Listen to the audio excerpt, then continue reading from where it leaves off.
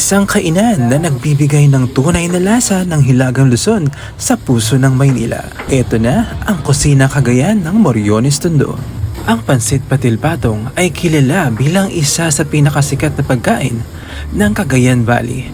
Dahil sa Mickey Noodles masaganang toppings, ang pansit kabaga naman ay paborito ng marami dahil sa malinamnam nitong timpla at tradisyonal na paraan ng pagluluto na nagmula pa sa Isabela. Marami ang bumabalik dito hindi lang dahil sa lasa ng pagkain, kundi dahil sa pakiramdam na para kang kumakain ng lutong bahay na may espesyal na timpla mula sa Hilagang Luzon. Ang salitang patil patong ay nangangahulugang binating itlog na inilalagay sa ibabaw ng pansit. Medyo kakaiba ang lasa nito kumpara sa mga ordinaryong pansit na nakasanayan natin.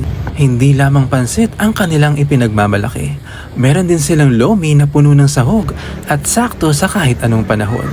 Makapal ang sabaw loaded sa sahog at bawat higop ay talagang nakakabusog.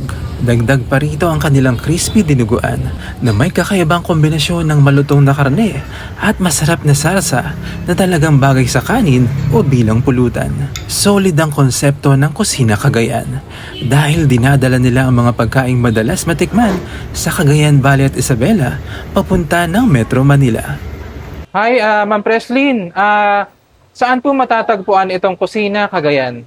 Dito lang po yan sa Moriones Street, 245, Barangay 1232. Everyday po kami open, 12 noon to 3 a.m. po ng umaga.